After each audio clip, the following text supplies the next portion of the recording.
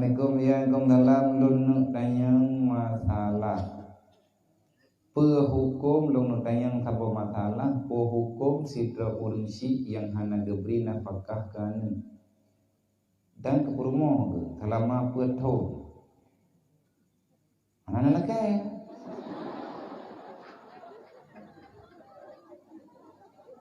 sebab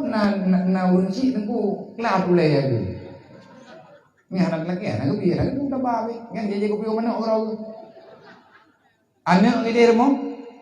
ipre-ipre terus mana nak gebri nya gak bukan kita dia dah tahu mana anak promo tu dia mo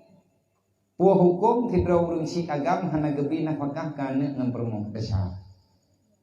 raya desa hai dekat ke desa panjang raya le betimnya desa menghadapan dengan neraka wajib sidra urunsi gebri nafkah kan ukuran layak gebri dan yang perintah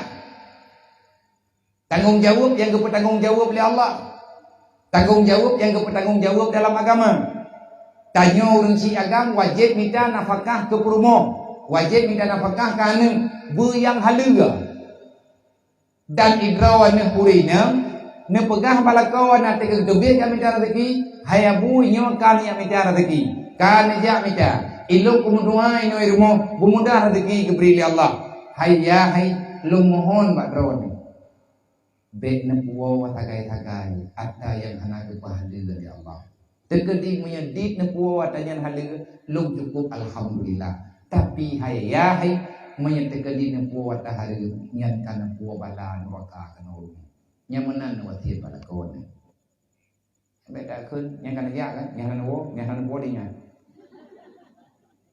enan juga anak aja katanya juga ngengkeung katanya yang miana purumong yang laganya yang lagaw behile tak pegah kamu seruga mentautan uri nang de lagaw yang enong hat napo nyong napo kaca puno cak uro aku preh nang hapro mo pegah tak minta nyong mah mo yang kadang-kadang kan meno aja kaje meno ku pegah hanan lake kana ku roh hanan lake landung urung purumong kadang pek-pek kana ku mahan ke jale kan cai ka mahan ari ungsu kau amat tahu jauh orang tu. Cik balik thai, tapi tanya lah kau bungfum maklum yang bawanya kewajiban kejujuran Allah. Orang minta nafkah yang halal, mati syahid tu dia Allah. Beber tanya lah kau. Nya kira-kira hai di minta nafkah, cok promo, yak juk keli bakma bayah lu bembuk, pegah hayabu mak anak nyelum, nyo anak drone kalau buah rumah mulai uronyo kaku pidin nemita uragam lain yang bertaban itu nyamanan pegah nyen tali paling topan nampuk yang kubang tidro lako gowo gecok rumah gepai dah honda gowo rumah mak gowo rumah ya ro rumah gede yang 5 gede yang dia hai kakawo go kasih kakamu wo putra napakat kawo tengah-tengah mengerik itu nak kau gitu kurmo ayah kagak bakawo kalung wo mana mia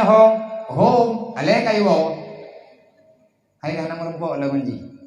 putra na pakat ayah hai kata wo keno tengah-tengah mengerik meno aku gitu nak kau nyo puna pegah batrone mulai uronyo nyo anak drone ma anak nyedlong kalau buo keno rumo dan kalau pujuk patron mulai uronyo nyo pangkan rimong kan ulung buo hai kan kata rumah putra lain nama salah kalau izin menyana uragam lain yang ane pekawin diputus nyan keun lakau bayah tuan nyan kiban kejadian berarti heut tapi izin dilakau dia izin bawali untuk penikah lain nyan sama dengan heut dalil sebab urinang hanya lebih tabung lakau tak bedah ketanya urinang tak jauh lakau tak rumah ya tak pegah babui